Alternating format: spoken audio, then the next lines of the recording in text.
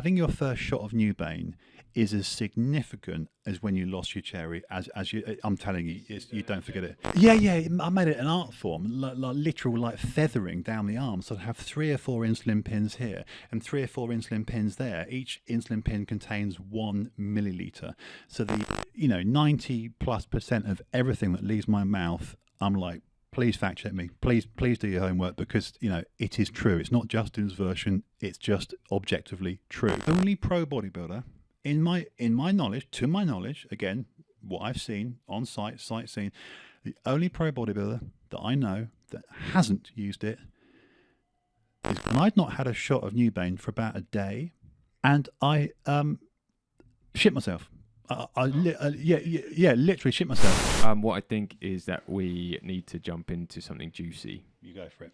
So while I've got you on this vibe, full dark, we do it. We go the 0 dark 30 time. You go for it, mate. So, okay, well, let's just kick off then. Yep.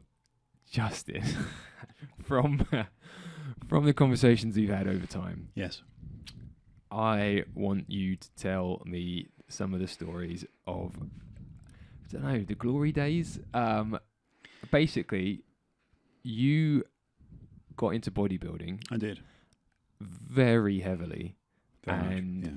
There's a side to bodybuilding. I don't know, can you unstick bodybuilding from drug taking? Like, I've never bodybuilded. Bodybuilded. Like you did. Basically, should we just kind of start from how we knew each other? I came to your gym. Yeah, say it, yeah. In 2004.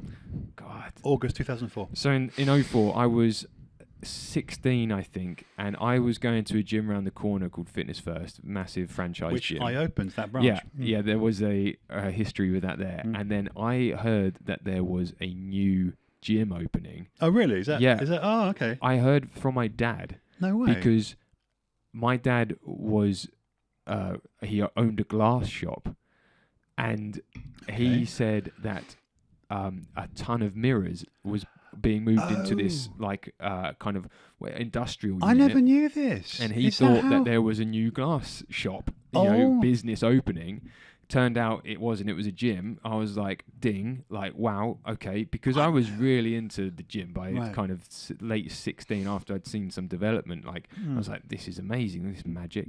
And so I went and had a look, like, at that gym, because actually another funny story or coincidence is my uncle owned a business, a car repair business just by your gym.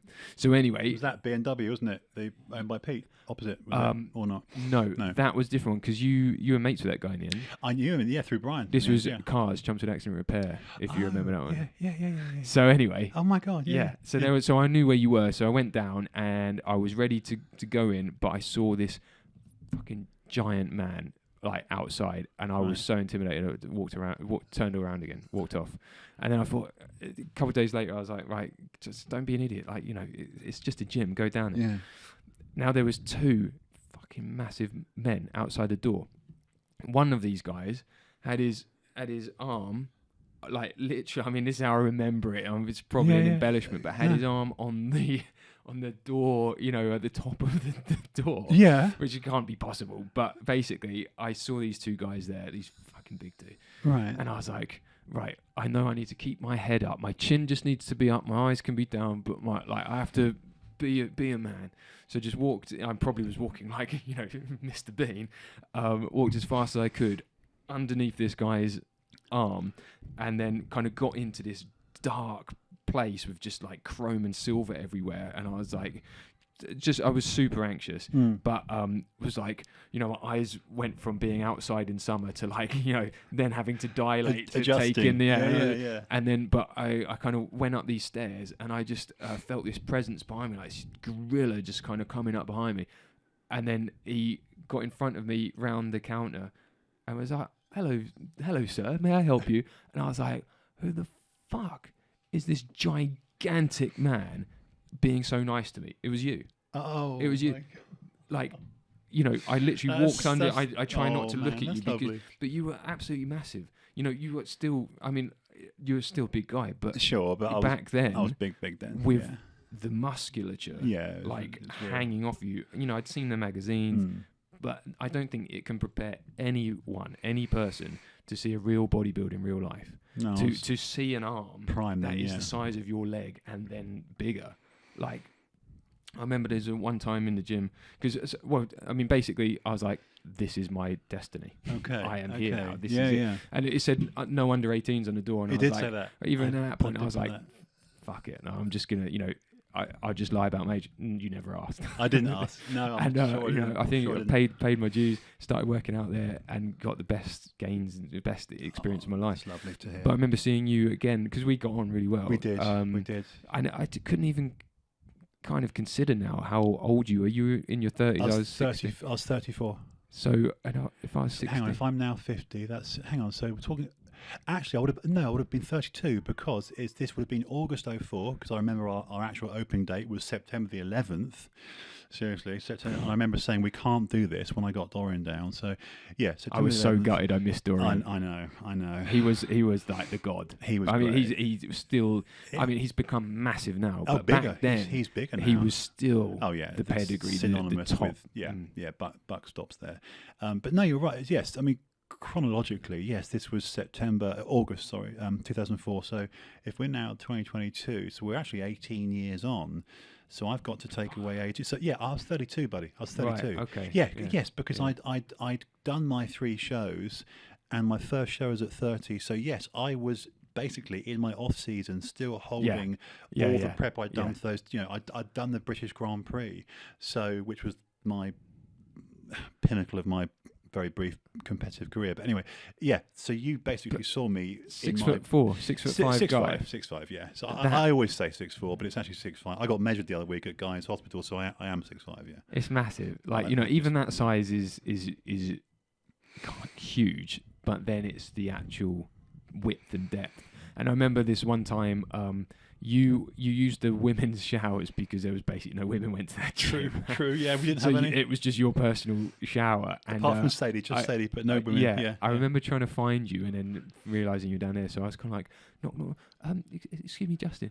And I just remember this fucking leg just come out round the corner. Oh, really? You had like a towel on or anything, but you were being, modest. Sure. But it was the size of your fucking calf, man. Like, I was like, when I had calves, and I was trying to be, a polite Englishman and not like stare or look or anything. But it's like seeing a pair of tits. Like you can't, don't look at you them, kind but of you want want to to look look at because them. they're there and you don't see it all the time. And thank you, man. I mean, I just can't understate it. It was phenomenal, and it was weird because like I knew I would never. I mean, I was never a bodybuilder or competitive in that sense. Like it wasn't. It's something I wanted to do, but seeing you, I was like, well, it's not even possible. Dude, hey, look, my immediate memories of you, and I'm not just saying this. You know, I'm like we're real friends. I'm not just saying it because you're opposite me. My immediate impression and lasting impression of you was, and I remember saying to Sadie and Brian, who were my 2 helpers, what a lovely young man. And to my actual words, I say, what a lovely, polite young man, because you knocked me back insofar as my social sort of gauge was 17-year, 18-year, cocky young kids, but you were so polite and so well-spoken and so respectful, and you listened and you wanted it. You were keen. Your work ethic was there. Man, it's so true, and that's the thing. I've got journals from that time, like workout Oh, journals. really? I actually used to keep workout journals, and I'd believe have it. things that we had spoken about because and this is actually something to kind of pry apart a little bit. Is I've definitely been naive guy, like kid for sure. And if you told me you weren't on steroids, I would have believed you. That type of naivety. Okay. But it's thinking back on it now with this kind of distance is like I've got a lot of positivity and a lot of good approaches of like the mentality of climbing, not climbing, mentality of lifting and the approach and form and all the rest of it. I mean, I remember Sadie would spend hours with me just like she was good, and then watching you train and stuff was inspiring and all the rest of it. But actually the with no offense, but the fucking shambles that was going on behind the scenes from things I'd heard from confessions of you. You know, I'd found a home there. That was for me was a very pivotal, important part of my life. That gym, your gym, the workhouse. But you know, I had one story, and since then, because you dropped off the radar. Only to literally message me on Facebook years later, because I thought, I don't know, I thought you were dead or something. A lot of people did, yeah. Well, because you basically were. Like, I mean, well, yeah. So, because what I really want to do is uncover some bodybuilding secrets, like of the dirty, naughty stuff. Yeah, but I'm cool with it's that. so entwined. Like your personal story is also really interesting. So maybe we'll just shelve this gym days chat, and I just want to take it back. Go on.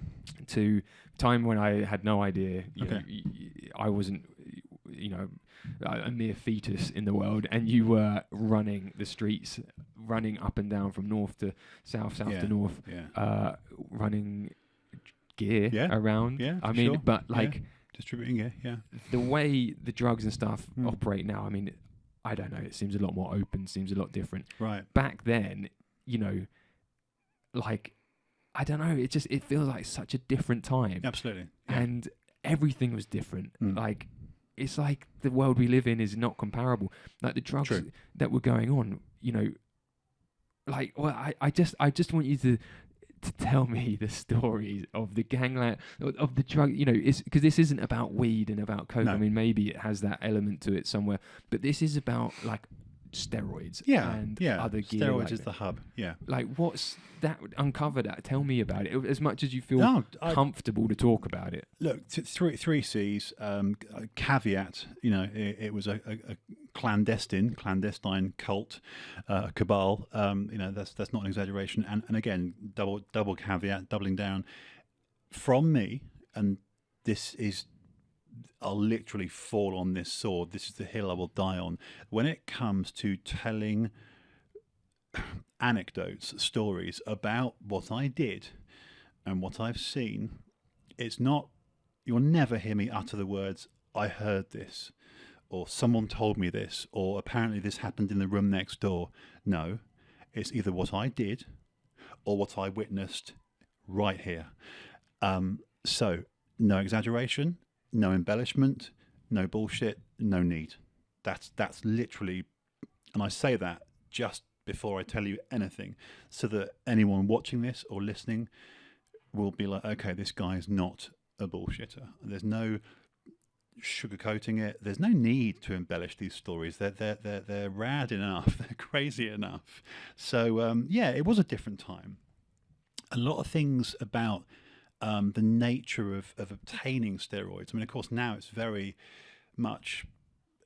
You can order them online, right? Yeah, you can dark web them, or even just whatever. Like, it doesn't seem like as a bigger problem as it may have used to. It's not as exciting for a start. I mean, look, well, take us back to a year. What year are we talking? All right, let's go for a very specific year. Okay, all right. Well, firstly, just as a launch pad, do you want me to tell you about my first steroid experience, or do you want me to go? Yeah, man. Yeah, I do. Yeah. Yeah. Okay. Because like, you can't really peel this all apart. Like, you know, the bodybuilding nature of it, the kind of that weird subcultural thing, and then the gear taking is very much linked. So, let's just assume you've got into bodybuilding, you've been training, you've got some gains. Yes. Gear start. Fine. Well, I'm a few years deep. I mean, again, that's one thing I'm proud of to this day. I didn't touch a steroid, and again, I'm not going to get into the idiosyncrasies and the nuances of this is anabolic androgenic steroids. You know, there's not two columns. You know, they're all anabolic steroids, and they're either a high androgen or a low androgen, for God's sake. Anyway, so I made a point of literally being that meat and potatoes young bodybuilder. I was forbidden, and I mean forbidden, because I was training with older men, from touching even a Smith machine, let alone a pec deck or a cable crossover, or these were like, no skinny guy, you're having an Olympic bar and some dumbbells. All right, that's my point being. The bodybuilding I was introduced to, the bodybuilding that was taught to me by my older peers, was what we would call hardcore bodybuilding, real bodybuilding. You know, it was like your first 2 years are deadlifting and squatting and benching and rowing I and rinse can and repeat. vouch, man, because that's what you and Yeah. and And that's what I still Sadie teach. did. Yeah. And I remember you said to me, I started asking about gear Mm. stuff because I kind of didn't. I had a red line. I didn't want to take gear, but at the time in my era, my time, there was pro hormones, which was gear, but not that called, was a big thing. Yeah, but pro not hormones. called gear. No. So you could buy them legally, but they Yes. were who knows what. And so I started asking about them, and I think you were a bit cautious with me I specifically. was. I You remember said you to asking. me, Yeah. "Look, Tom, come to me when you're 21, Yep. and I'll sort you out with a program." Gear program stuff, and I Sure. was like, okay, cool, Yeah. actually fine. Like I trust Justin, and he's kind of, because I think there was other people who you'd sort out because whatever they're just doing their thing. No morals. Yeah, but with no me, morals, yeah. I really appreciate that. But Yeah. sorry, carry on. No, I would have, even if I didn't like you, even if you weren't a friend, I would have still, out of principle, out of morals, gone, no, you're a teenager. And any number with teen after it, you shouldn't be taking gear. Yeah. If you're 22, 23, 24, wait, for God's sake, wait. Of course, we've got a global shortage of patients, haven't we, these days? And of course, common sense is no longer common. I digress. So my first steroid experience was in my hometown of Bournemouth. I was, bear in mind, I started training at 19. So let's think now, what would I have been? Let's say certainly 23, possibly 24. So I was certainly 5 years in, before having a 5 milligram Dianabol tablet. Debol. The classic. The classic Arnie's- Debol. Yeah. Arnie's yeah. drug of choice. Methandinone. Yeah. Pronabol 5. So I'm just thinking like oxandrolone, oxymethylone. That there's, I should say for anyone watching Go or on. listening, you're particularly the chemistry is something you very much Yeah, enjoy. you should So never- it might go yeah. over a lot of people's heads, but you will name the street name, the trade name. Yeah, I mean, I'm no look. Again, caveat: I'm not a doctor. I'm not an endocrinologist. I'm not a pharmacologist. I'm not an anythingologist. I'm a layman. I'm a layman who's acquired lived knowledge from being in it, amongst it, doing it. And that applies to my medical knowledge too. The drug was called Pronabol 5, and again, from memory, I don't know, what was it? From Czech Republic or Russian or some. Actually, it could have been Pakistani or Iranian. Again, vague memory there. So I'm being nebulous because I'm unsure. If I'm unsure, I'll always say so. I'm unsure. So that's why the nebulous location. But it was called Pronabol 5. It was actual Dianabol. 5 milligrams. If you took 1 or 2, holy mother of God, you knew it. You knew it. This was a 5 mg tablet. Yes, a pink 5 milligram tablet. That was it. That was it. So this was a power packed tablet. Yeah, it's so ridiculous. who'd you get it from? I got it off my local gym owner Of course. Yes, of course. Yeah. So all right. I'll just say, so the initials of the man. He is actually a well-known name in physical culture, bodybuilding, UK really? bodybuilding, Okay. and he's a well-known name in the world strongman community. So his initials are BB. His first name is Brian. Okay, I was going to say Brian Blessed. Yeah, no, I was like, close. not him. Close. Okay, they, I they don't share know. the beard in common, but anyway, so my local gym owner called Brian. He had a very iconic gym in the 80s called the Olympian.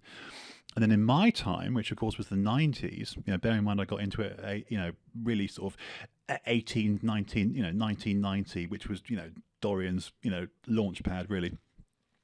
Sort of the end of Lee Haney bowing out and into the Dorian era. So local gym owner, Brian had renamed the Olympian to the New Olympian. So out Tax purposes. Yeah, exactly. So out goes the stapled faux wooden panelled walls, and in comes very 1990 clinical whitewash, just plain white walls. The New Olympian was the only proper hardcore gym in Bournemouth, and we gravitated, like every doorman, every Right, it's a every, doorman scene, so there's exactly, loads of you down. exactly every doorman, and I was a doorman, I was a bouncer, so every bouncer, every boxer, every martial artist. Bear in mind, in those days, this is pre-UFC, UFC didn't begin until 93, November 93, so we were calling mixed martial arts. We would see Jeet Kune Do, which was Bruce Lee's martial art. So Jeet Kune Do, you were Western boxing, you were kickboxing, you were judo, you were wrestling, or you were just... You did all this at the gym, so there was weights and there was like fighting area. Not at that gym, it was pure bodybuilding. I was going to say that's quite like a yeah, progressive very, gym, if that was... Exactly, it would have been very, very comprehensive, but... What it was a collection of people that did all those things. So it would be normal for me to see a guy from this town, my hometown, that was very well known as a boxer, or very well known on the mat for groundwork, for judo and grappling, or a very accomplished, Netherlands kickboxer, so the Dutch kickboxing or pure Muay Thai, Muay Thai kickboxing. Again, all pre-UFC, so the acronym MMA hadn't been uttered yet at all in the vernacular. It didn't exist. So we had bodybuilding, we had boxing, we had, so these are the things. But like I say, it's all these areas, are flocking to this gym. And of course, within my first 3 or 4 years, looking at posters, looking at magazines, because you've got to remember, to put it in perspective, Tom, these were the days where if I wanted to see a picture of Dorian Yates, it was faxed to me. I mean, similarly, posted. I'd have to buy his book. Blood and Guts. Blood and Guts. And his VHS was Blood and Guts. I'll beat you on that. Predated Blood and Guts. It was called A Warrior's Story. I've got that. I haven't got the Warrior's Story. Yeah. For some reason, I thought it was Blood and Guts. No, I've got. You're it's right. falling apart. Warrior's Story, yeah. and he's got the blonde hair, and also this is pre-ear surgery when Dorian's ears were more flappy. I didn't know he even had. They were put back. Yeah, and he had more of the perm mullet, and he had blue and black striped hot skin lycra shorts on because I have the same pair of shorts, and he's turning. Anyway, it's that Dorian. So it's the late 80s, early 90s Dorian. He hadn't won the Olympia yet. He'd won the Night of the Champions. He'd lost to Momo Benaziza and then beaten Momo Benaziza. And the very reason Dorian earned his back was because the late Mohammed Benaziza beat Dorian at the first Night of Champions. Anyway, I digress. But that's what motivated Dorian, by his own admission, to get that trademark back, because he lost in the back department to this late guy called Mohammed Momo Benaziza. So Dorian was already on our radar. And if I wanted to find out the iconic Kevin Horton photographs, what a difference a year makes, the colour to the black and white from 92 to 93, that Dorian, where he jumped from 242 to 257 pounds in a year, a 15-pound gain at pro level, unheard of. Literally, a quantum leap in bodybuilding and a permanent shift in bodybuilding, full stop. So this very exciting time, very exciting, a pivotal time, because the 80s of Arnie and Lee Haney, and these names were going out, and in comes this tsunami. Yeah, it's the new era, isn't it? Is. The freak. Was it? Exactly. Was it the freak, yeah, the freak era. And Mass Monster and Freak, and you'd hear the language change, symmetry and balance and aesthetics. These words were going out, they were phasing out, and in came Mass Monster and Freak and grainy and hard and it's appealed granite. To you. Oh god, it's a huge. And so, because to get this to the steroids. Yeah. This gets to the steroids. So I saw this shit, and I was like, okay, I've gone from looking at Jean-Claude Van Damme and Stallone to now looking at literally my transition from being a guy. Bear in mind, again, who else did I worship at the altar of other than Bruce Lee? It was Mike Tyson. Again, this is the what era. An athlete, man. Oh, dude, I used to finish the doors at 4 a.m, go home, and put on Eurosport or whatever it was, and of course you'd watch the Tyson fight. Again, this is prime time. Tyson would walk out with the white towel only and the black shorts and boots to Public Enemy, Welcome to the Terror Dome, and just put that fear of God in his opponent's eyes and do him in 30 seconds. It's an amazing time. It was an amazing time to be alive. So it was a very exciting time. You got dual work, you got Tyson, you got we're still romantically looking at Bruce Lee, of course. The remnants of that's what gave us mixed martial arts, his Jeet Kune Do system. I feel very lucky as a 50-year-old looking back to say it was an analog time. It was all pre-internet. Like I say, if I wanted those iconic Peter Horton, Chris Lund photographs, Peter McGough, these people involved, these British photographers and editors that gave us those Dorian Yates photographs.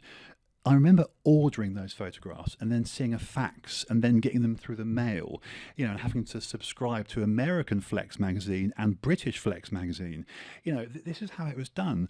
So all this, the reason I give all this preamble is to just let you know what was going on. It was a really exciting time.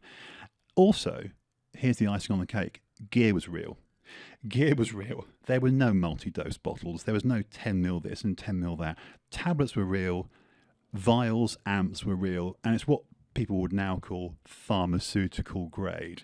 In other words, it's not been made in someone's lab in Kent or wherever. How did you know that, though? You knew it because it looked like it came out of a chemist. And it did.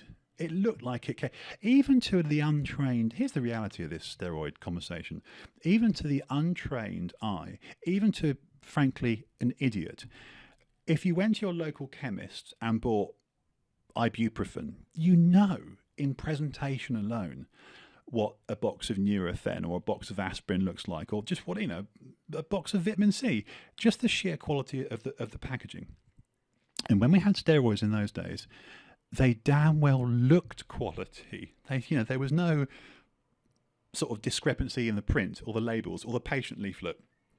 And whether it came from Greece or Pakistan or Iran or France or good old British made in Middlesex propionate Viramone, my favourite drug of all time. British Dragon. British Dragon was over in Thailand. I mean, oh, was it? Yeah, it was. Yeah. I thought it was British. No, my friend Graham. Again, it's another dead friend, but yeah, that's the other thing, isn't it? I'm going to talk about probably 8 people that are no longer with us, the casualties of war.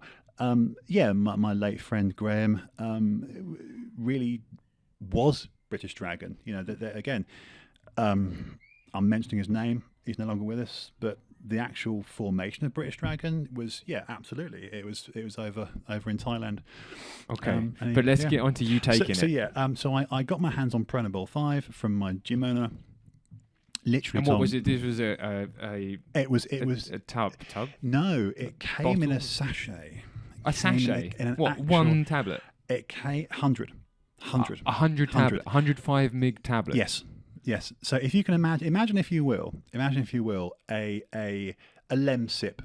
A Lemsip sachet, yeah, or an MRP, a meal replacement powder, but dimensionally half of that. So yay big. But it wasn't powdered. No, it wasn't powdered. Okay. It was just tablets. came in. Okay. So actual presentation. Okay, it did go to a tub. It did, but that's when the quality started to slide.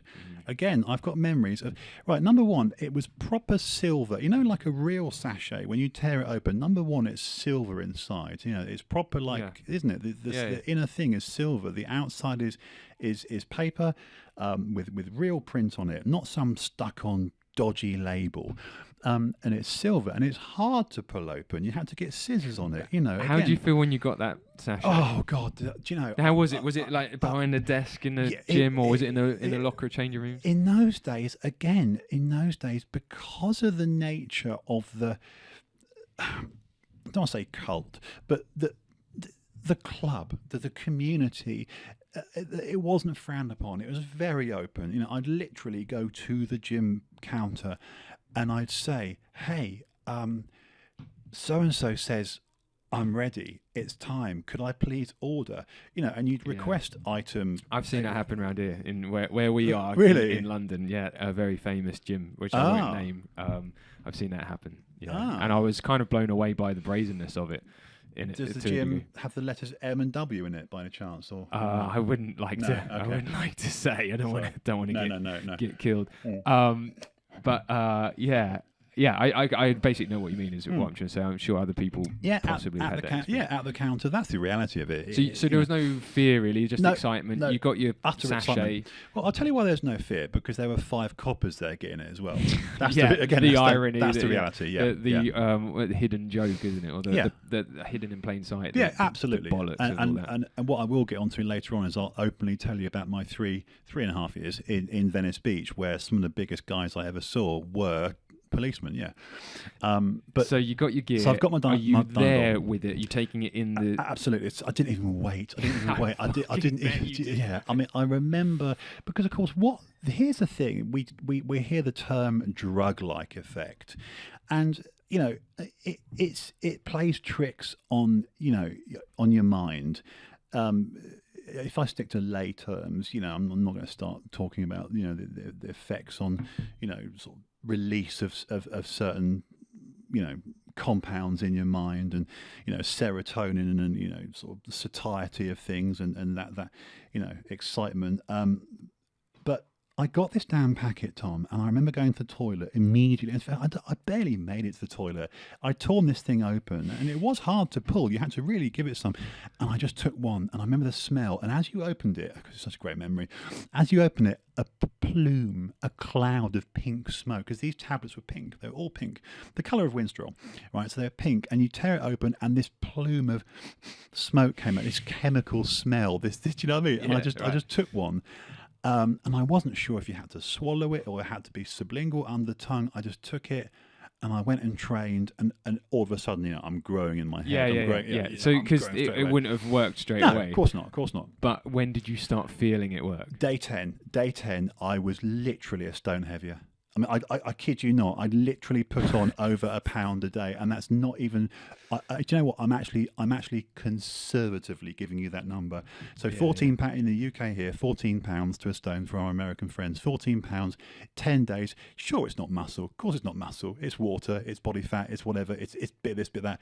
Didn't care. In those 10 days, people were literally training partners, colleagues, doormen, parents, brother, literally saying, "Justin, what have you done?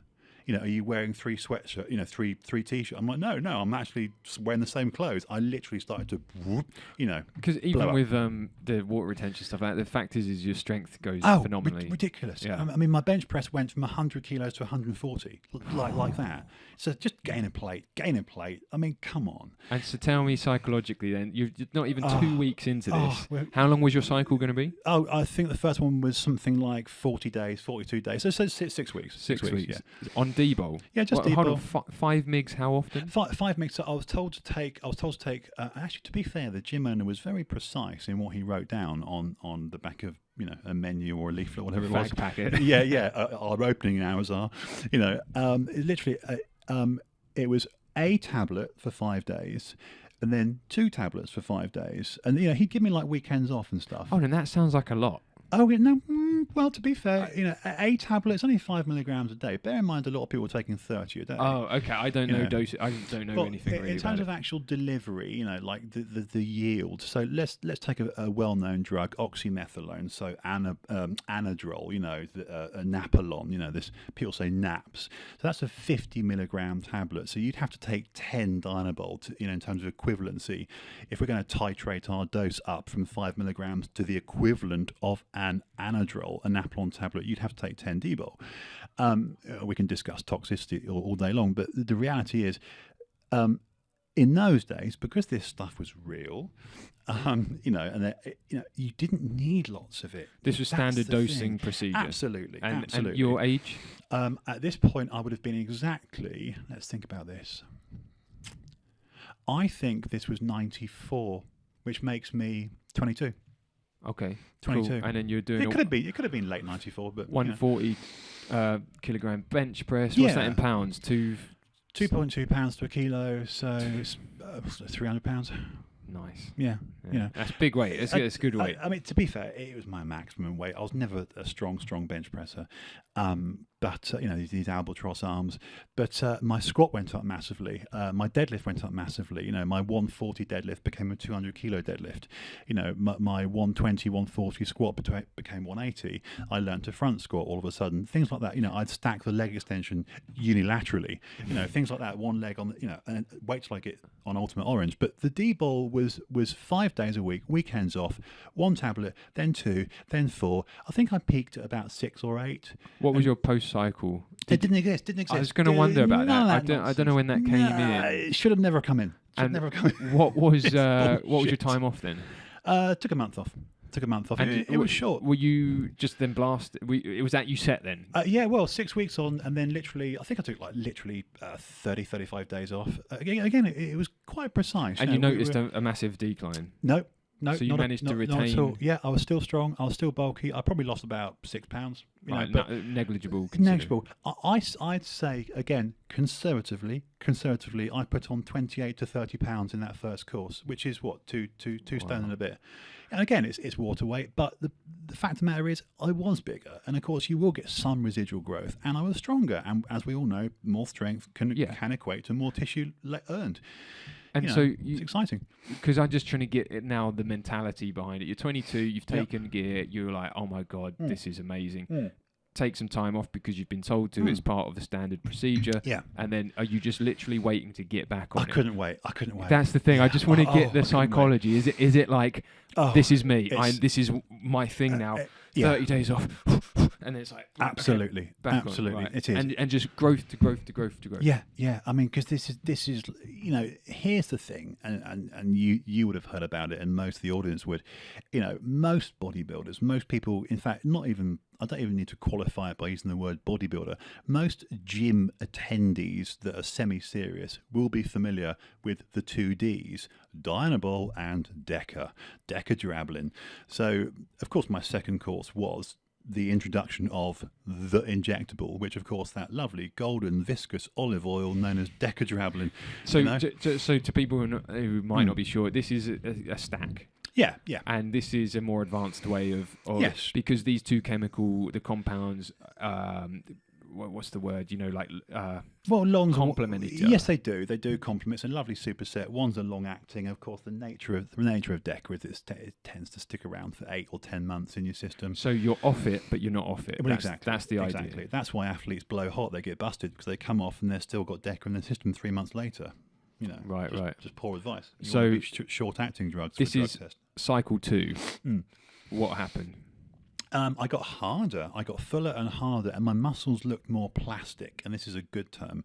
They looked more. They literally took on an appearance of being very pink and very full. Remember, I'm now 22, 23, around there. So hormonally. Prime. Yeah, exactly. I mean, again, with me, you're going to get TMT, too much truth. I remember having a wank and literally Hubba Bubba, and for those of you that remember Hubba Bubba chewing gum, it's like Gloy. And of course in the 70s and 80s in the UK we had a glue here which we would use at school called Gloy, Gloy, and I remember looking at my spunk going, oh my God, it's like Spider-Man stuff like this. Do you know what I mean? No, it's fantastic. It's fantastic. And the same happened on halo testing, of course. But I can get onto halo testing and test suspension as well, the Breakfast of Champions. But all these drugs do things to you. I remember just literally walking around constantly with an erection, and again just literally beating on off to try and stop the erection. And then when I did, I was like, oh my God, it's like glory, it's like Hubba Bubba. What is this? Again, it's like Spider-Man stuff. It's brilliant. Great days. So here's the thing. Again, by course 3, and bear in mind again, timeline. This is late 94 going into 95, which puts me at late 22 getting into 23. So I've done my Dianabol and Deca, and again at that time in bodybuilding, we as a community, it was commonplace for the gym owner to bring in, like I say, real drugs, whether they're designated human use or veterinary use. And this is why I feel today's, I'm going to sound like the old guy, but this is where I think there's so much confusion today. But I digress. I'll stay on topic. The drugs we got were veterinary drugs, and we recognise that they were often better because they were made for performance. Because a farmer or a person flogging their cattle at market, they want, literally, think about it, these are beasts for slaughter or for literal performance or to procreate or to race. But how is it better? It's the same drug. It's the same drug, but you see, again, there's this farcical, nonsensical idea, and I don't know who put this idea out there that it's veterinary, it's for animals, therefore it's dirty, it's worse, it's not safe. Actually, that feels true. It feels Doesn't like it? that's the approach. Like, oh, it's for animals, it's not as clean, or it's not held to the same Exactly, standard as a exactly. human dose. But is that you would argue it's wrong? Massively. I mean, so much so that there's been many times in my bodybuilding career where, given the option of a veterinary drug versus human use, I've gone for the veterinary drug because I know it's been literally engineered. It's been literally created not to, because you've got to look at the use. When you take an anabolic steroid, designated human use, it's for a burns victim, it's for an AIDS patient, it's for a cancer patient, it's for someone with, their hemoglobin, red blood cell, white blood cell, the glucose, a diabetic, it's designed, or libido. So these are the various reasons why a human might take in a medical setting an anabolic steroid, an anabolic androgenic steroid. So the veterinary stuff is actually for people doing things with animals, i.e., I want more meat. I want this animal to weigh more. I want this animal to be bigger for slaughter, so I get more bang for my buck.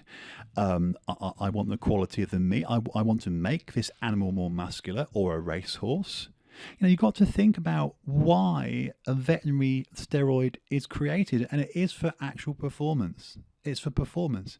So things like injectable clenbuterol, and if memory serves, it says, and I'd love to find this on the actual bottle, and this is actually quite hilarious. It says to relax the uterus in sheep and cattle at the time of parturition. You know what my memory's like. How do you Exactly. Again, this is just typical Justin memory. It's like, and again, someone could fact check me on that. I actually challenge anyone to fact check me on that. That in 94 to 95, there were many dark brown 100ml multi-dose veterinary bottles of injectable clenbuterol, and it said to relax the uterus in sheep and cattle at the time of parturition, going to pregnancy. So, what's the dosage on Clen? Oh gosh, I just used to use it as moisturiser. Use it topically. But no, the dosage again. Here's where I'll be brutally honest. It's 100ml bottle. I would simply. This is where. What? So I'm asking dosage, but there's dosage and there's just in dosage. Well, yeah. This is where I started to become, shall we say, cavalier with my. With my, let's say cavalier. Let's say cavalier. I love it. Something happened to me as I was deciding to leave, to fly the nest and get out of my own postcode. I got a little bit brave. I'd done a few trips to London. I'd seen the London gyms. I'd been up the motorway a few times. I'd seen the northern scene. Right, what's the gym? Pete's gym, Dave's gym? Oh, Pete Davis. There was a London gym. I heard stories about you. That was your your first bodybuilding big boys gym. I believe. I was at Fort Galaxy in Ilford. No. There's there's something called like Dave's gym or Pete's gym, something like that. Hang on. Oh gosh. Chris's gym. Think.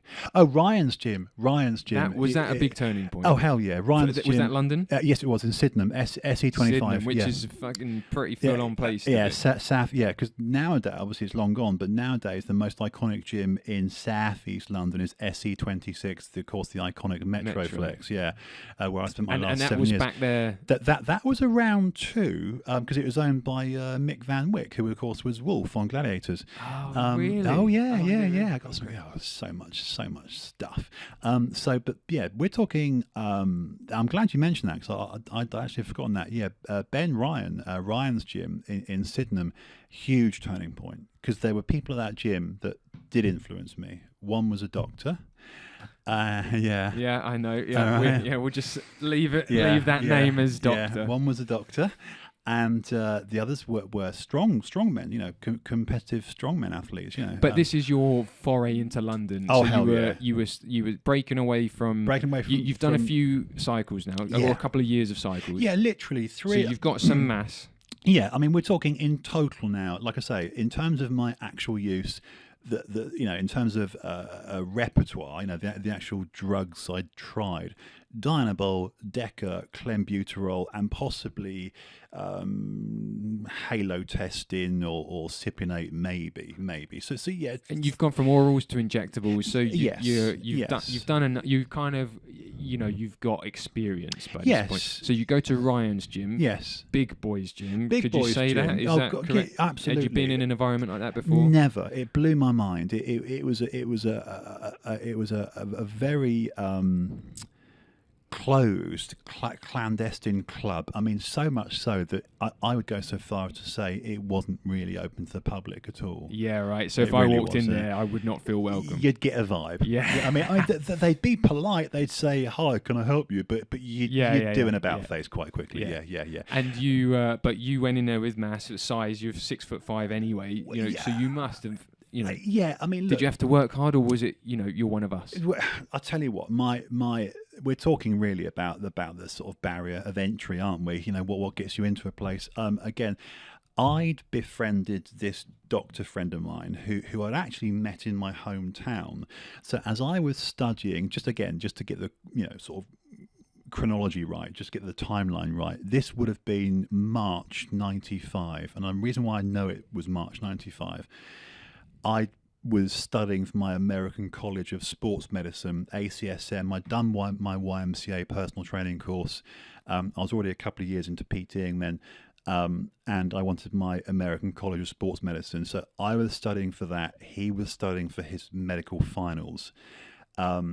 How old is it? Same age? No, older than me. He's 9 years my senior. So yeah. So Another example. he's in his 30s and you're in your absolutely mid 20s. Yeah, I would have been 23, and he would have been absolutely 30, 31. Yeah. Okay, so he had the power of being older. I thought he was God. I yeah. thought this guy was God. Again, I am going to refrain from saying his full name. Yeah, I think that's safest. Yeah, he is known. And look, I'll be fair. Again, I'd rather offend people with honesty than insult people with dishonesty. Does that make sense? Yeah, well, yeah, you're not here to bring someone down. No. This is I'm asking you your story. Yeah. And this is a very, it's a very pivotal part of your story. Yeah. There's just two. I just want to clear up, just so we don't leave a thread hanging. What was your dosage of Clan? Oh yeah, sorry, yeah, no, you're absolutely right. Good point. Yeah, 100ml bottle. I would literally get a 2ml pump, 2.5 ml pump or a 5ml pump. I'd fill it and again, we're talking site on site here. So so I'd literally pull out 2.5 milliliters. Now, from memory, milligram per milliliter. Because, if we mention a drug like Sustanon 250, that's 250 milligrams per mil of fluid. Propionate 125, 125 mgs per mil of, so 125 mgs of active steroid per milliliter of viscous fluid. Memory from Clen, it might have been 100, it might have been 200 mgs per mil, but I'd happily put in nothing too crazy, probably between 250 mgs and 400 mgs per mil in terms of delivery. Again, I could be wrong. We're going by memory. I can remember the whole, at the sheep and cattle at the time of parturition, but my dosage was basically a 2.5 mil barrel, the actual pump, the syringe, stuck in me once or twice a week. In those days, I was still naive enough to do it in the upper quadrant of the glutes. Why is that naive? Because most bodybuilders, myself included, when you have your air quotes first shot, it's almost like a baptism of I don't know. It's weird. It's almost like a presumption to this day, and it's actually quite wrong. There's many better sites anatomically than your ass. Anyway, I did it, and me, like many thousands, many millions of bodybuilders, your first early shots are in the upper quadrant of the glute. So that's where everything went for you. It was. And Glenn shouldn't have gone in there. No, I should have stuck it in my delts or my arms, because it was one of those drugs that responded to aesthetic. You could use it aesthetically. What, you mean at a site specific? Yeah, so it would have done something to your quads if you put. Yeah, I mean, oh God, I'm going to talk about Ernie Taylor now. He was black bodybuilder. Yeah, I was knew in it. prison, wasn't he? Do you know what? I watched actually, a video he of did do his, some a time. training video, I think, once, and he talked about he said he never did any ab work, and that's when I thought, well, I don't have to do any ab I mean, work. yeah. That was so stupid. Because again, this is where He was massive, though, wasn't yeah, I mean, he Ernie Taylor was known for his ridiculous arms, his triceps, and of Yeah, course it was insane. you could see it was slight shots. Look, Oh, so he. oh gosh, exclusively. So that's with And Clen, for- because again, sorry, I don't know what Clen really is. Then Well, I thought to be fair, clenbuterol is a vasodilator. It's bronchial treatment, asthmatic drug. Again, this is the human. how do bodybuilders? I know, exactly. Look, dude, it's like, look, again, I'm not a chemist, I'm not an endocrinologist, I'm not a doctor, I'm just a layman. But look, if we had in front of us now, Tom, a bottle of well, again, these days it's tablet, and from memory, it's you got to remember, I stopped taking steroids in 2000 and. I can be very accurate again. Hang on, the leg was April 1st, 2007. So I was done, and I mean done, with steroids by June, July 2007. Yeah, So there's a ton of injuries and stuff. We'll get to exactly. at some point. But So the reason why I will sometimes, be a bit slow on my response is because I've literally not had any steroids, and rightly so, since mid 2007. It's 15 years. so you did so what year are we talking about? The 95 the or something? 90, late 94, early 95. Absolutely. So you did Absolutely. a good 12, 13 years of gear of steroids. In total, yeah. Let's work it out. I'd say a dozen years. Yeah, I would. Dozen years. Yeah, that's actually fair. That's fair. Dozen years. So we've got your Clen dosage and the rest of it, and Yeah. and then you moved. So just to jump back to, go on. well, unless you want to finish on a point. No, because I know what I'm going to do. I'm going to start adding too many spokes, because our hub here is we're now talking about gear, and like all of a sudden I find myself, like, I could say what an integral part it was meeting the doctor, and then of course the London gym was my baptism of fire, because of course from Ryan's gym came Nubain. Exactly. And let's take a point to explain Nubain, because this is a massive. I mean, I never knew of Nubain. It's life changing. It's huge. It was yeah. But as a drug, so explain Nubain in layman's terms, what it is, what the effects are, and why people would even take it. Right. So Nubain, real name nalbuphine hydrochloride. It's an opioid analgesic. Sorry, opiate analgesic. Actually, hang on. Opiate natural synthetic opioid analgesic. It's a painkiller. Okay, it's a morphine-based painkiller, Like heroin. Yes, absolutely, like heroin. Far better. See, as a kid, I didn't think anything could exist that was better than heroin. It's painted as the most dangerous drug. Right? I've taken drugs far. Oxycodone, Dilaudid, hydromorphone. Yeah, the drugs that piss on heroin. I never had the need to take heroin because it's a dirty street drug, when I had access to pharmaceuticals that were superior. So the doctor got you into this Nubain. Yeah, exactly. So again, like I say, I'm not going to say his full name, but my doctor friend and I, while I was living in Chiswick, and this is definitely 100% July, August 19. You remember the first time you took it? Oh God, you don't forget your first. Having your first shot of Nubain is as significant as when you lost your cherry. As you, I'm telling you, this is injectable. Injectable, yes. Only form is injectable. Only form is injectable. Why? All three routes: subcutaneous, intravenous, intramuscular. So all three routes. you can go anywhere. Any of the above. Why do bodybuilders do it? Because it was touted by the late Dan Duchesne. I know that name. He of the iconic Underground Steroid Handbook. Again, exactly. I've got to do this story, this anecdote. It's necessary that I do a quick backpedal to my Bournemouth gym, Brian's gym, the New Olympian. I'd physically seen green 10 amp multi-dose trays of Nubain made by DuPont, as in Foxcatcher, DuPont, that name, DuPont, yeah. So the main companies were Endo, E-N-D-O, Endo, or DuPont. It was referred to as a full metal jacket. And a full metal jacket, not the Stanley Kubrick film with Matthew Modine, was a real DuPont. And this is, again, to my earlier point about the presentation of drugs. In the 90s, You didn't need anyone to say, hey, this is real, this is counterfeit. And by the way, for the record, counterfeit doesn't mean bad. Counterfeit can be better than the real gear. Counterfeit simply means it's not the right original company in the right dough. So counterfeit can be stronger. Anyway, so you could look at the damn thing as a layperson, Tom. You just knew. Why? Because it looked like something from a hospital. And guess what? Nubain came from hospitals. Because to this day... It was developed for hospital use. Absolutely. For pregnancy and road traffic accidents. To this day, if you and I went on the street now and opened the back of an ambulance and got a paramedic and said, what's in your bag? He or she will have Nubain. Okay. Fact. Right. Fact. So it's very powerful. Very powerful. Very powerful. Sorry, and it got on the bodybuilding scene. Yes, so the late Dan Duchesne, yeah, absolutely. There's certain anecdotes, and again, if I've got any doubt in my ability to relay a story very accurately, I will say caveat. I could be off here by a degree or two, but 90+% of everything that leaves my mouth, I'm like, please fact check me. Please do your homework, because it is true. It's not Justin's version. It's just objectively true.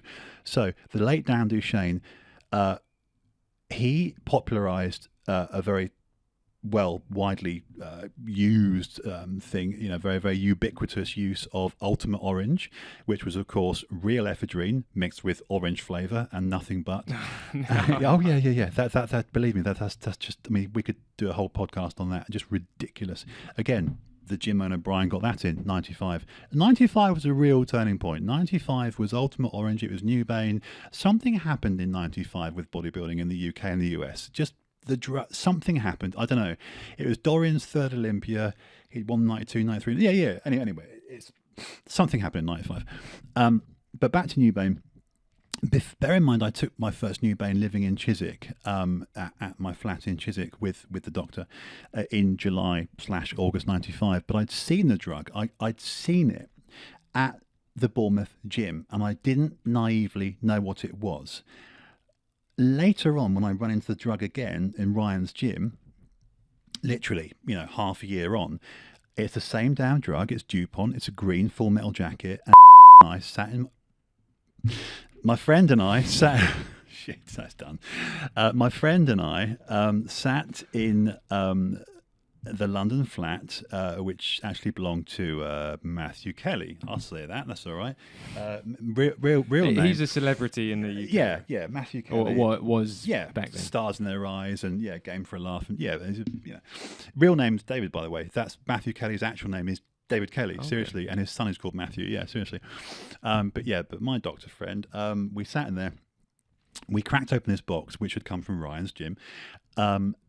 And it said on the patient leaflet, when you open a box of medicine and anything, Nurofen, you've always got the leaflet inside, and it gives you the side effects.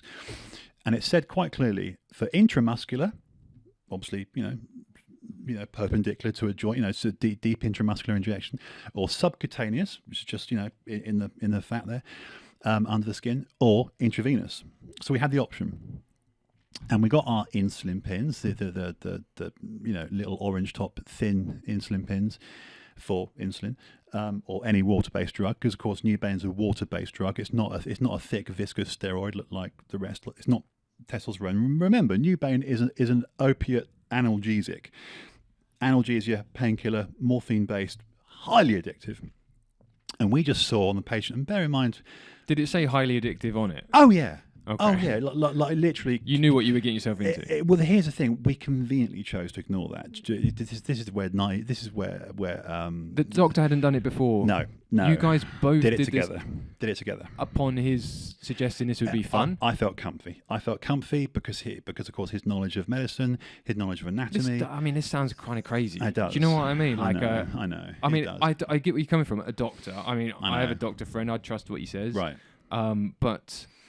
I know. If he came to me with a drug, yeah, and it had a leaflet saying highly addictive, yeah. Well, this is it. I might be a little. I'm not saying you were stupid. No, you were. We were cavalier. It was a stupid thing to do. Obviously, there's a story that comes out, but it's just like in that moment, I can understand more so you doing it being younger, and being influenced by an older guy, a doctor, in society. They hold weight and power and influence. You trust a doctor. He was very knowledgeable, but it just seems mad behaviour to me that that he wanted to do that. Right. It seems more understandable that you went with it, being 25, I guess, at the time. Yeah, or 24, 25, yeah, You know, around there, yeah. Yeah. But sorry, so you both injected? Yeah, we did. This is. You're right though, Tom. Again, whether he was a sensation seeker, and like I say, Or do you think that's what it was about? I think possibly. You just like a physical sensation. I think so. I mean, you can remember thinking you could both get out of this. Yeah. One time and we're done. Absolutely. And of course, this is in this very same year, we were accessing every weekend real gamma hydroxybutyrate, better known as the gay drug GHB, the real one, the liquid one that you must never take with alcohol, otherwise you'll die. Dude, I drove past today on my way to your dear memory at Chiswick Roundabout, me lying on the floor of the Esso garage on GHB, just away because you get a hard on with GHB. And anyway, so he brought that to you, or yeah, that's something else I got through him was GHB again through Ryan's gym. Okay, let's come back to this. Used to come in egg boxes. Yeah, you took.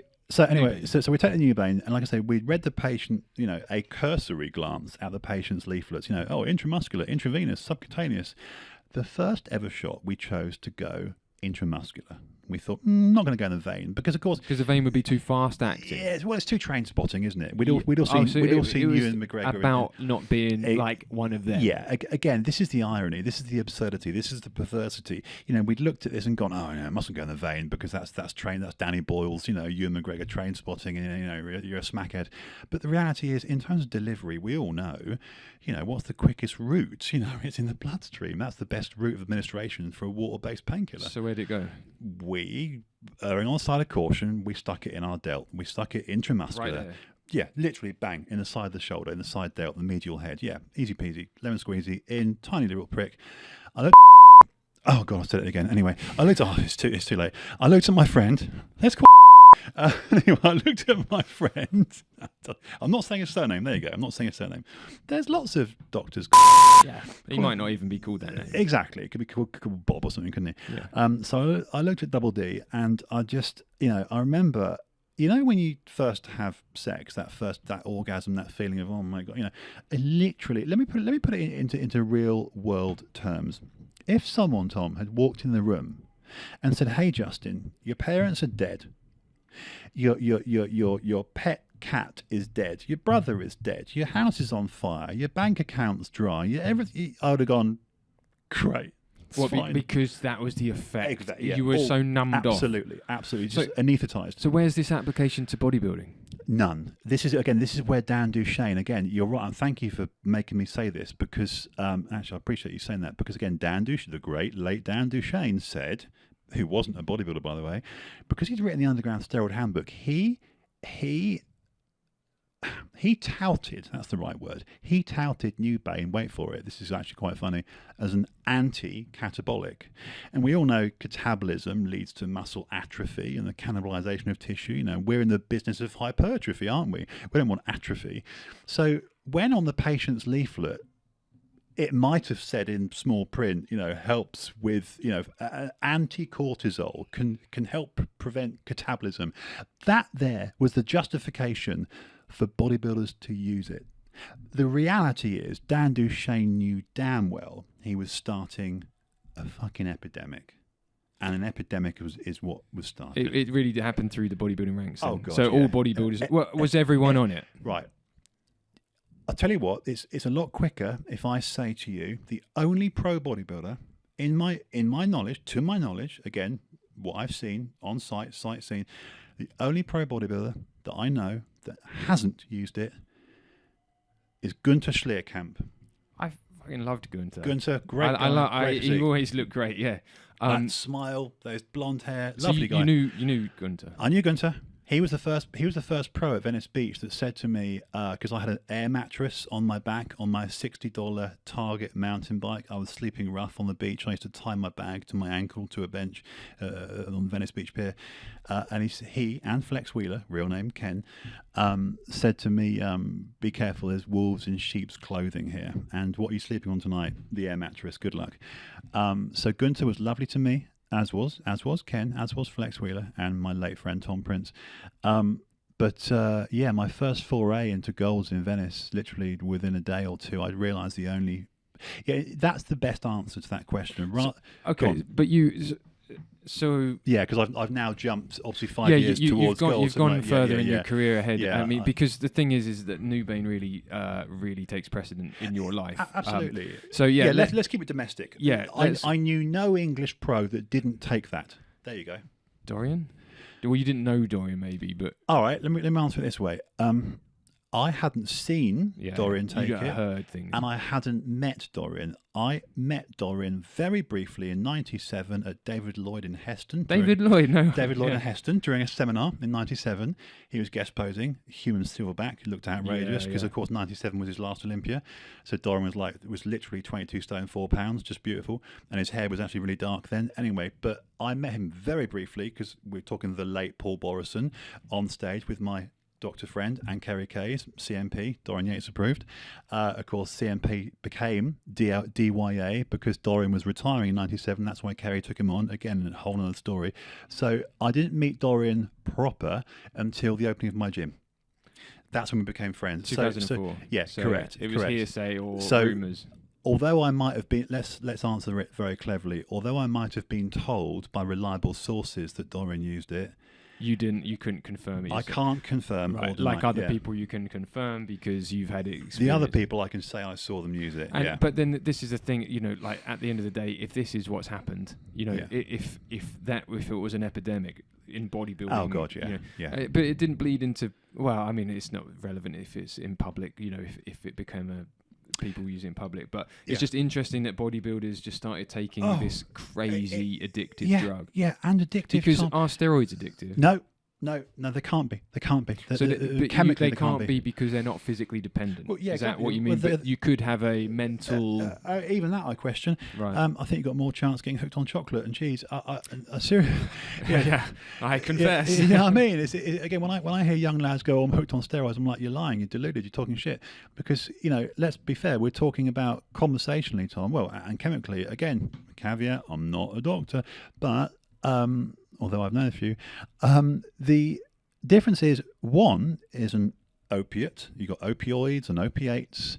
I always confuse the two, actually. I think going by memory, an actual poppy-based thing like actual Afghanistani heroin would be an opiate, actual natural, as it were, and synthetically derived, OxyContin, hydromorphone, Nubain, is an opioid.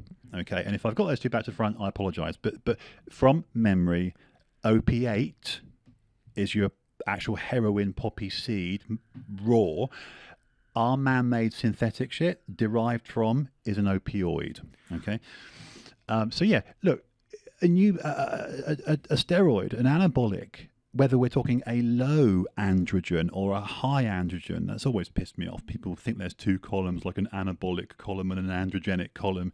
Again, it's just another massive misconception. They're anabolic steroids or they're a corticosteroid, but anabolic steroids, they're either a low androgen, Winstrol, or a high androgen, an Apollon. The higher the androgen, the more the effects. Of course, yeah. The greater the effects and the greater side effects. Yeah, you can't have it all. So yeah, the better the potency, the better the effect. Then you got to weigh up with the side effects.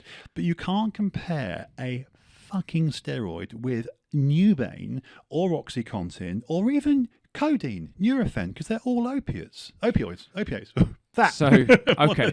So yeah. We'll touch back on this at some point. So in terms of the steroids, because I still want to push this steroid narrative forward and go where you're going with it. So you're in Ryan's gym. Let's just say, for example, you've arrived in London.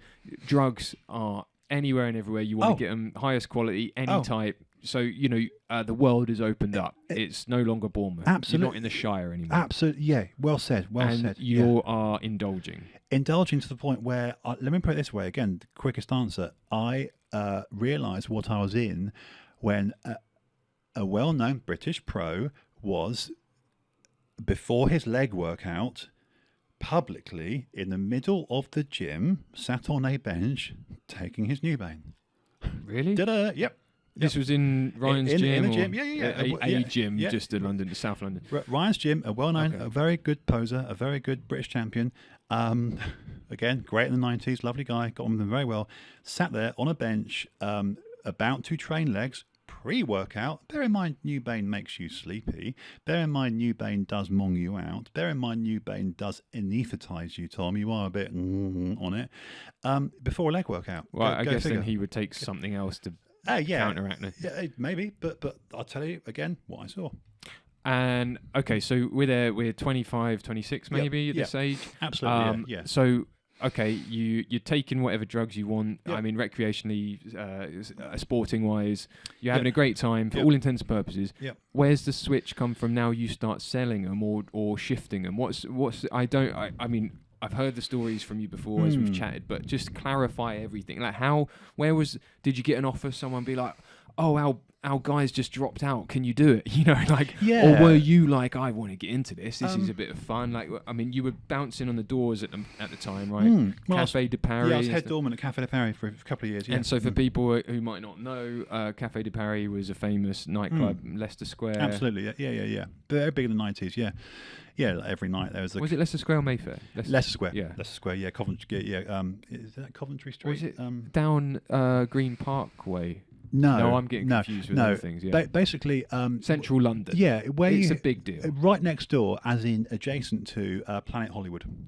Yeah, right. So opposite TGI Fridays, Planet Hollywood. So if you turned left, you'd be in Leicester Square by the film preview place. They're there. So yeah, Cafe de Paris, great. Big night spot in the 90s. And again, it's a bit touristy now, isn't it? It's not the London it used to be. No. And then, so you were this massive hench dude, 6'5", fucking huge, because you on the gear, having a great time. There's no real effects going on. There's no comeback from any of the essential abuse, overdoing it. Because you're just having a great time. Oh yeah. Were you having dark moments? Did the wheels start falling off at any point? Yeah, they did, because obviously I was modelling then as well. So I was personal training in Earl's Court Gym, which was later Soho Gyms. I was personal training at Ryan's. I was personal training Muscleworks and a few places, and by night Cafe de Paris, and also by day doing castings for Samantha Bond and for Uglies on Edgware Road, and Samantha Bond on Kings Road, and Dancers and a couple of other agencies. So I'd be doing the modelling photo shoot thing as well. That one Calvin Klein gig I got. And having a whale of a time. But here's where you mentioned wheels coming off. I remember, here's the thing, I got frightened when I finished a shift at Cafe de Paris, and I still hadn't understood, I hadn't appreciated what was really going in me. And what I mean by this, to be very clear, I was using Nubain pretty frequently, 3, 4, 5 days a week. It didn't cross my stupid mind. It didn't cross my naive, stupid, uneducated mind that I might experience severe withdrawal upon abrupt cessation. Because here's the reality. People say, quitting smoking hard, stopping cocaine's hard, stopping Haagen-Dazs is hard. Excuse my language, but is it fuck?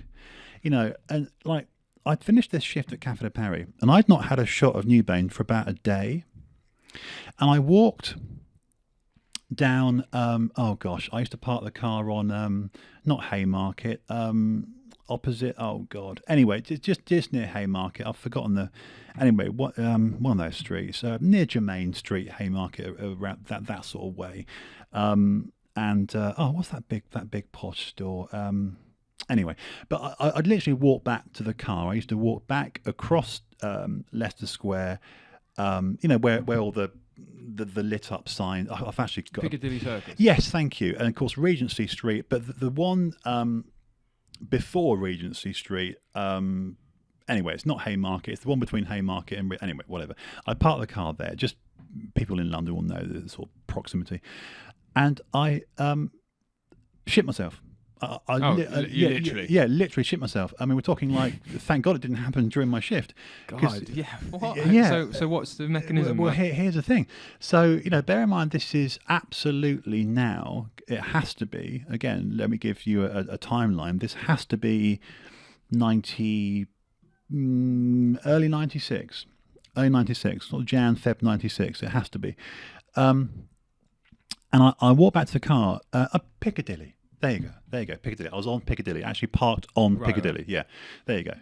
Definitely, no chance that's happening nowadays. No, But right, anyway, right, yeah, it's all red. Yeah, exactly. Yeah, no, I was parked on Piccadilly, and I was driving my little blue Suzuki X90, which was anyway a little T-top bubble car thing, after the Suzuki Vitara, and I went to get in the car. It's like 4 a.m. because we finished the shift at 3:30, 3:40. Went to get in the car and just immediately diarrhea, literally down my leg, like tea. Yeah, I know it's gross.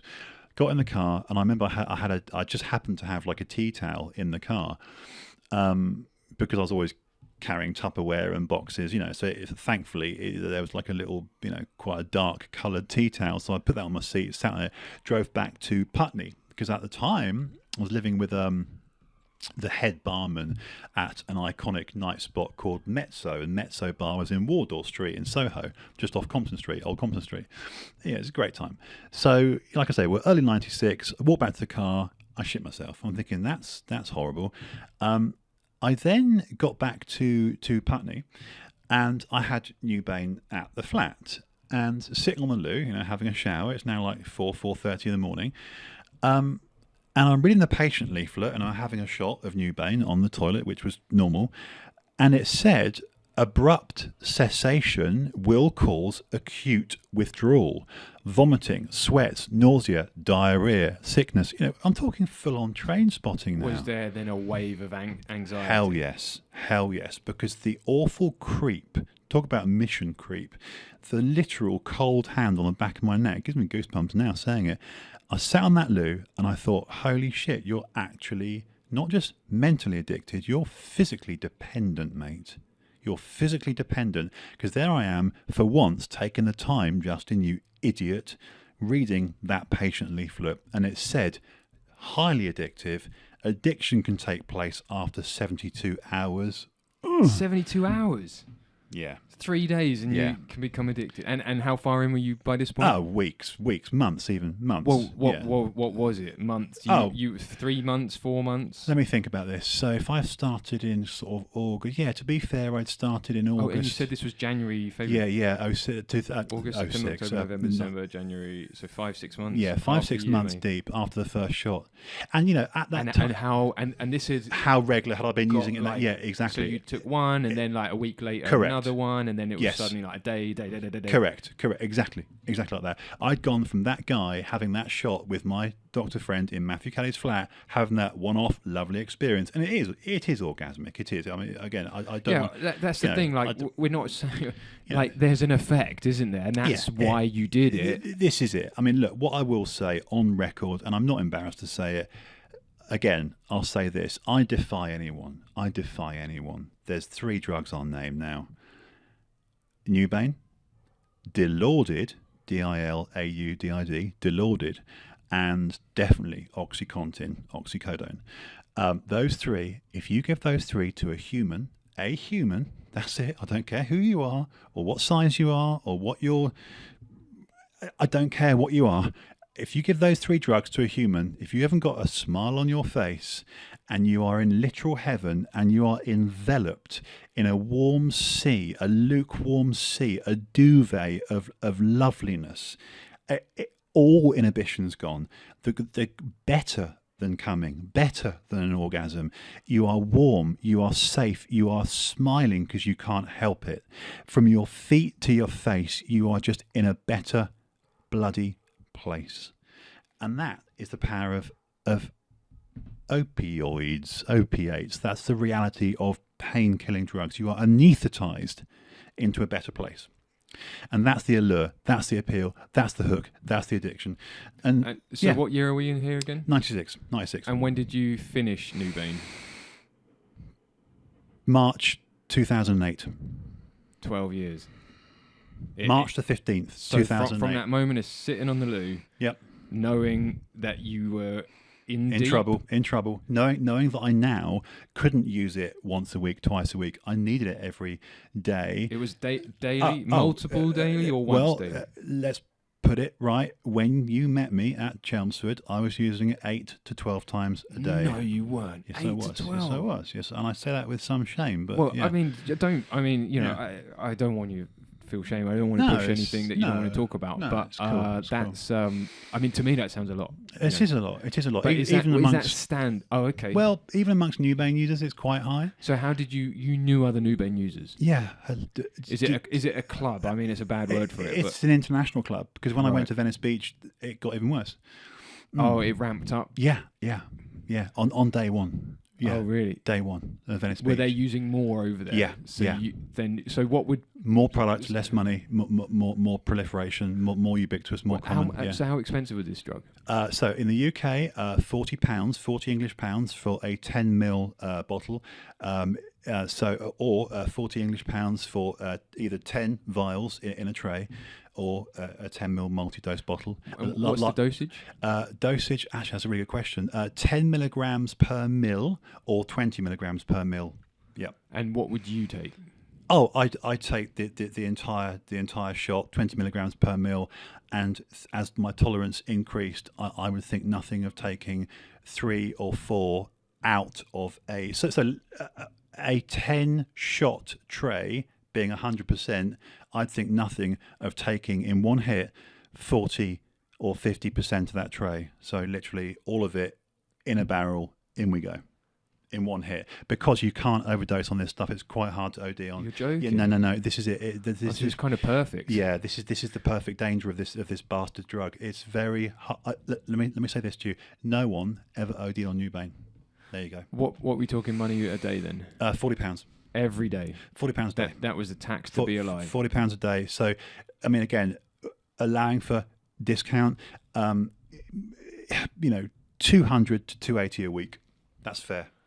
That's inexpensive. It's a very expensive habit. Okay, so stepping back again, you've got this going on the side. Your door, you're working the door. How do you start shifting gear? How do you start selling it, getting hold of it? Like where who?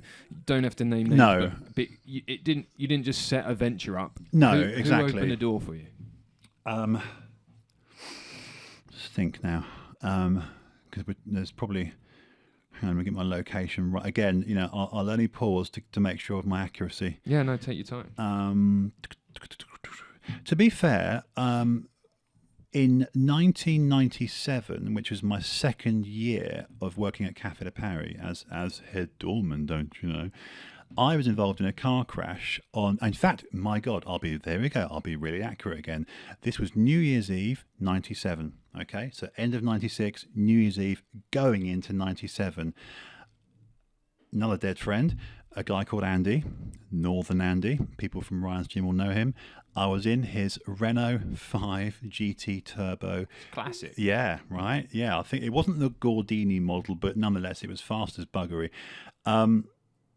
He had about 100 boxes of Nubain in the car. On the back seat. Right. Full view. He was a dealer. He was a dealer. So Northern Andy was a dealer, and he would come down from up north with gear, or he just had a source? He was one of those guys that I'd see twice, thrice a week in Ryan's Gym, and I never knew where he lived. Was he a big guy? Oh yeah, lovely right. Zeke. And he was also the first guy I saw. He had do they call it a Prince Albert when your cock's pierced? Yeah. Right. And it was like a bull. It was honestly the size of that Tom. It was huge. He had a massive dick, and it's just like he'd sit there. Again, guys with big dicks are always very confident, aren't they? Because they can be. And he'd sit there in the middle of the gym, just like, look at that, and just like we'd scream with. This gym sounds Oh, wild. it was great. It was a den of iniquity. It was a den of iniquity. It really was. I mean, it was debauchery. I mean, again, there's just a little sidestep, and I'll get back onto the how I got into the dealing thing. It would be common again. Third dead person, Mark Parsons. He was the early editor of Muscle News magazine, UK publication. I would sit in the changing rooms at Ryan's Gym with Mark and with the doctor, and I'd say to them, "Gentlemen, start your engines." And I'd allow one person to put insulin pin in my right arm, and one person. I mean, also you can see my scars here, Tom. Still, these are here. So one there and one there, and I just let them do it. So we'd put in 4 or 5 mils and 4 or 5 mils there. How did insulin and? So we'd use the insulin pins and stack them up sorry. like So feathers. this was Nubain. Yeah, Nubain going in. Yeah. So again, to be fair, you don't want to be using the 2 or 5 mil barrel sized pump you would use. Too damaging. Yeah, because it necessitates either a blue or green pin needle on it. So that's just going to cause To be fair, I did, because I got the veins for it even now. But ideally, when you're puncturing, intravenously, you want to use the insulin pin because the bore, the gauge, the diameter is less. So, and it's designed for it. It's designed for water-based things to go subcutaneous or intravenous. That's the nature of it. That's why I hate blokes that put in insulin pins and use gear. I'm like, use an actual needle. That's why it's called a deep intramuscular injection. Use a blue or green, for God's sake. But you made a spectacle of it. Yeah. I made it an art form, literal feathering down the arm. So I'd have 3 or 4 insulin pins here and 3 or 4 insulin pins there. Each insulin pin contains 1 milliliter. So the international units, the IUs, down insulin pin. Justin, this sounds mad. From not wanting to be train spotting to this, right, you know what I mean? This is exactly. I'm glad you say it. I've got to face the reality of what I did. I went from a guy, Tom. Here again, this is relevant. When Train Spotting was at the cinema, I saw it with my girlfriend at the time, a girl called Tracy, who was wearing white jeans, and I spilt the nacho cheese sauce on her white jeans at Tower Park Cinema in Poole in Dorset. We saw Train Spotting, and I felt nauseous. I felt sick, and my knees went weak at the scene. That film, it's visceral. Yeah. It was a watershed moment. Wasn't it? Yeah. It's an important film. It absolutely is a touchstone. When Danny Boyle made Train Spotting, and we saw. To be fair, I've watched the making. It wasn't actually a real arm. It was a prosthetic. Ewan McGregor didn't really. Yeah, it was a prosthetic arm, but a very convincing prosthetic. So you had, what's her name? Miller, the actor, and of course, Ewan McGregor, Johnny Lee Miller. That's it, Johnny Lee Miller, and Ewan Bremner and Ewan McGregor with Danny Boyle directing, and they're in there, and that scene came on. I looked at Tracy, my girlfriend, and I was like, oh God, I've gone from that to a year to doing 4 of them. It's mad how your personal level. How have I done that? How have I done that? You just normalised it, didn't you? There's the word. There's the word. I've normalised it. I've normalised something that's deeply, deeply abnormal. Yeah, but you were enabled by everyone around you. Of course, because and your encouraged. world was actually very small. Absolutely, with very niche. Yeah. High fives, Tom. High fives. This was hilarious to them. Yeah. Were they doing it as well? Yeah, giggling like lunatics, literally sniggering at grown men. Remember, all my peer group, they were 8, 10 years older than me. They thought I was cool, and I adored them. I adored them. Yeah. I thought these guys were great. So Northern one of them you've met, by the way. One of them, have I? Stevie. Well, don't say. Summer, autumn. Oh yeah. Ministry. Yeah. Right. So my relationship with Steve was absolutely Nubain. He and I used to sit in the gym openly with another Steve. But yeah, so you've done you filmed at that gym, and again, I'm being kind of for the listeners, I'm being protective of someone Tom's work. Anyway, so yeah. Steve and I we became literal Nubain partners. Yeah. So Northern Andy, how does he get you? So the car crash. Yeah. So I'm in the. I'm due to be at work on this. Again, this is December '96, New Year's Eve '97, in the Renault 5 GT Turbo with Prince Albert, Northern Andy, rest in peace. He has a car crash behind Ryan's gym. He was showing off to me. I'm in the passenger seat. All these boxes of Nubain come flying over the headrest. Literally, he went straight through someone's wheelie bin, straight into the. Actually, a really funny story. It's terrible, but it's funny. Straight into someone's front wall. I'll never forget. When you get front walls with the lines on top. Straight into that, and the line just went dong onto the bonnet. And he looked at me and he went, "Fucking leg it!" We legged it. Really? The streets were slippery. It just started raining. That's how he lost control of the car. And then we literally got 50 yards away, and he looked at me and he went, "The Bane," because we never called it Nubain, we just called it Bane. It's a funny name. Exactly. Yeah. Exactly. Yeah, Bane in my life. Right. Yeah. Exactly. Yeah, you're not wrong. So we ran back to the car, but again, this is literally like almost Python-esque, isn't it? So Andy and I mean, he was big. He was proper good physique. He's more chunky than I was then. I was good, but he was really big. And we're running with his Nubain, and we realise what we're doing. How bad it looks, and we start dumping Nubain into random wheelie bins. Wow. On the street, because we realised that people are looking out their windows. Yeah. Someone's going to call the popo, and sure enough, the popo were called, and we were arrested, and we were taken to Catford police station. And I had to be at work that night by 8 p.m. because it's New Year's Eve. This is all happening about 3:30, 4 p.m. Think about it, it's winter, the nights are getting dark, and in England around 3:30, 4 o'clock, at that time of year, it's getting dark. I'm at Catford police station. My doctor friend was notified.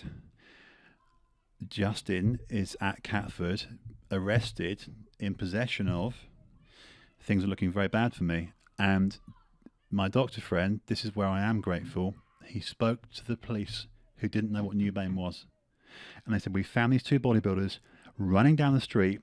Public reports are they're throwing boxes of something, green boxes, in people's wheelie bins. Couldn't make this shit up. You couldn't, right? And of course, what they had to have, because the police were completely oblivious to what this drug was, they had to have their, endocrine or pharmacology, whatever, their police drug expert come down the police station to inspect it, to determine if it was a Class A. And of course, basically it's a prescription drug, but it's not a controlled substance in the UK. Thank God. Wow. Yeah, there you go. So I was released, and then my doctor friend came down, identified himself as a doctor, and said to the police on the desk, please release my friends. Justin's very frightened. I was out of my depth. And you were younger than these guys. Exactly. I was younger and I was frightened, and I knew I had to be at work that night. So I do, have a debt of gratitude for that particular incident. It's the only one. Suffice to say, all the Nubain was collected. I believe it was incinerated. I don't know what the police did with it, but I would imagine they incinerated it or crushed it.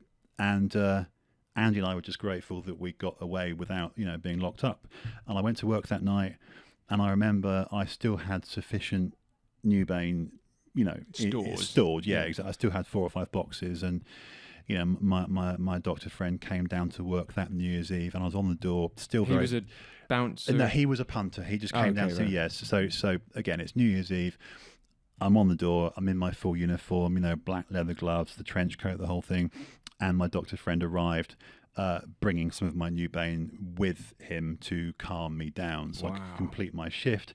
So we're going into 97 now, and I'm a full addict. I'm a full addict at this point, And then, of course, very quickly, Tom, the slippery slope of this Nubain addiction becomes a daily thing, and hence, by the time you met me, some 7 years on, in 04, I'm that 10, 12 times a day guy. No, I mean, I was completely oblivious. Everyone was, yeah. But so how does this? So is it a case of the product was lost to you guys, in a very cinematic way, then had to kind of make up the lost product? Or? Yeah. Oh, yes, of course. Yeah. No, thank you. Because again, I've gone off track. Yeah, you're right.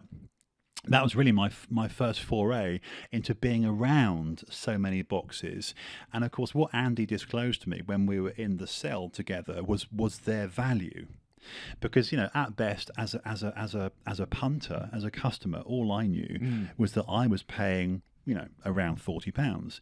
The reality is, bear in mind, the end user here, Muggins here, is paying 40 quid. Andy divulged what he cost was price paying, of it, or his cost. exactly. Yeah. £9 quid to £11. Really? So they're quadrupling, aren't they? They're quadrupling. And we're going back 20 odd years as well. So it's a lot more money. Yeah. Right? Even, there's been an exponential, it feels like, an exponential rise. Like 40 quid back then would be a damn sight more today. Yeah, it'd be 75 when it's day, 70 quid. Like a lot more. Yeah, absolutely. No, you're right. So that was my first light bulb moment about, and here's the thing, mental, knowing that there were around 100 boxes, could have been 120. If he's paying you know, if we say £11 a block, you know, it's £1,000 or £1,100 he's paid. Yeah, he's paid £1,000 there. Yeah, and he's and going to he's get got four. £4,000 worth of exactly. So what? It ticked in your head. You're like, wow, this is that's for when me. I had my moment. I thought, oh my god, is my first bit of dealing going to be Nubain? And of course, it was. But was it logical to you? Yeah, because I realised I wasn't a pusher. Because You just provide those who wanted it. You're not out there to get new business. No, but never knew. And here's a thing. And here's a thing that I'll be very, very, very serious about, because it is a serious point. If anyone, and I mean anyone, ever came to me asking for Nubain and they hadn't used it before, right, it wasn't available. right, you just sold it to the guys who knew, Who were already hooked. I mean, I'd never heard of it until I'd met you, and even when I met you, I'd heard of it a long time after. Yeah. So essentially, you somehow find it the source. Yes.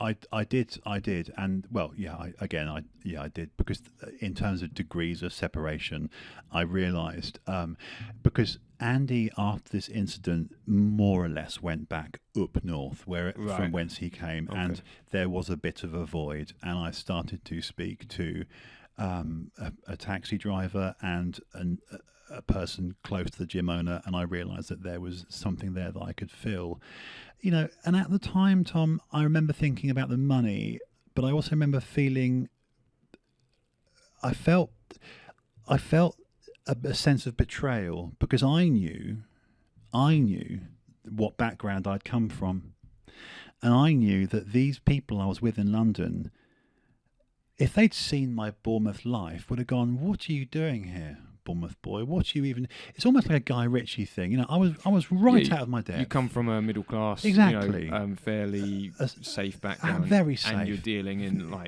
dangerous pits of London. I'm in South London. I'm dealing with dodgy people, and you were attracted to that shit. I basically, was. There was something that was obviously exciting. Yeah. I can't lie about that. And so you found the source. Was that difficult? Was it like a kind of gangster way? Because I think, you know, the films have obviously embellished the way things happen. I mean, at the end of the day, the illegal drugs business is business. Yeah. It's, you know, it's obviously you can't Google it and find it. Yeah, how do I become a... You asked a few questions. You found the source. It was very close. London source? Yes, it was. It was literally across the road from the gym in a taxi rank. And it turned out, again, here's the reality. Something, if you ever hear I know it sounds like I'm getting off topic, but there's a reason I'm mentioning it. If you ever look at an interview with retired SAS or retired SBS, they'll say to someone like me, "Justin, you'd be useless because I stick out too much." What they want, the grey man. Yeah, thank you. There you go. That's what they want. The great, whether it's SBS or SAS or dealing, you want someone unremarkable, unassuming, grey man, regular dimensions, regular appearance, face. He had two eyes, sir. You know what I mean? Literally, hair, brown, blonde, I think. Mr. Generic, no idea. There you go. There you go. And you are not that NPC, non-player character, right? You know what I mean? Yeah. So, and of course, I always was running the gauntlet when I was driving around Essex and London. It's how you become a celebrity. That's infamous. That's the problem.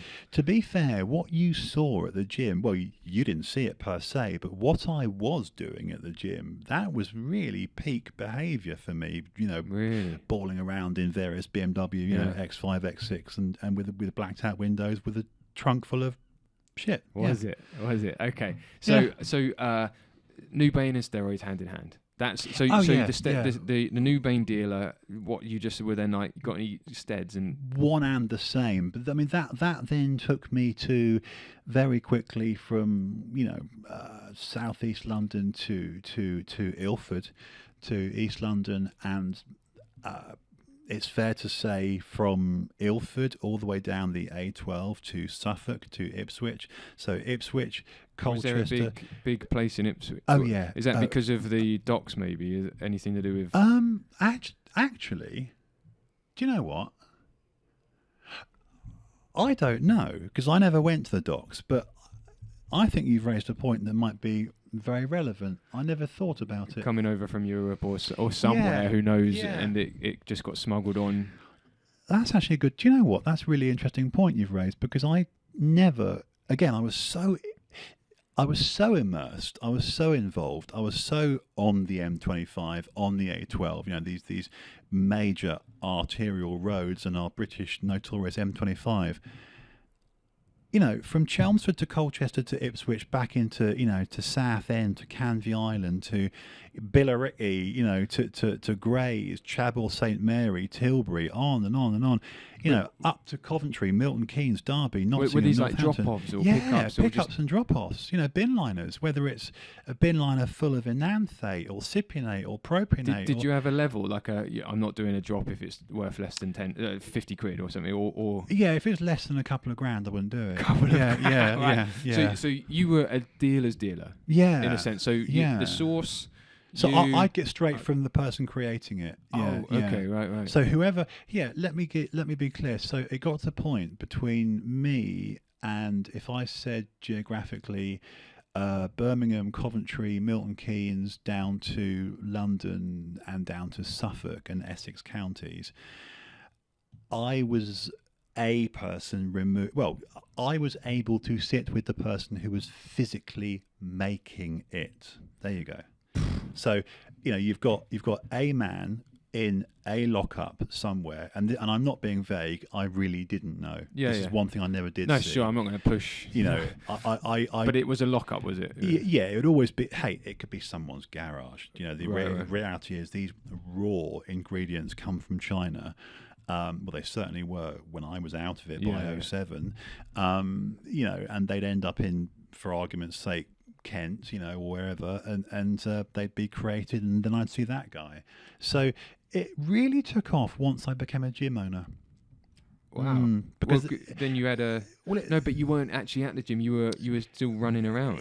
This is why it explains my lack of presence at the gym. I mean, I remember going to the gym and it was open.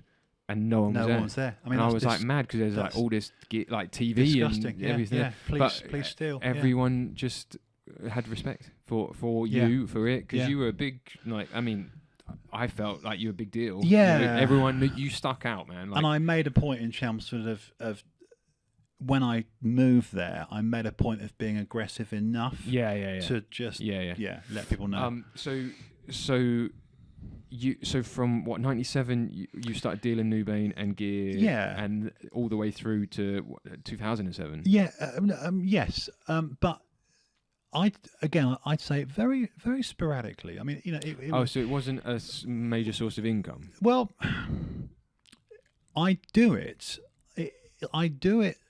and then there'd be large periods of drought. Because of the product wasn't there, or you weren't? Yes. Well, like for example, I mean, I haven't even mentioned Newbury.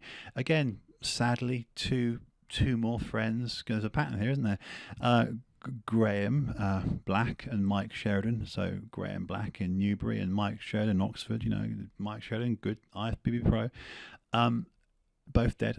I ran a gym. This is pre my gym. Right. I ran a gym for about a year in Newbury, and that was my really busy days where the proliferation of Nubain and the use of Nubain was so widespread, and that's all I did.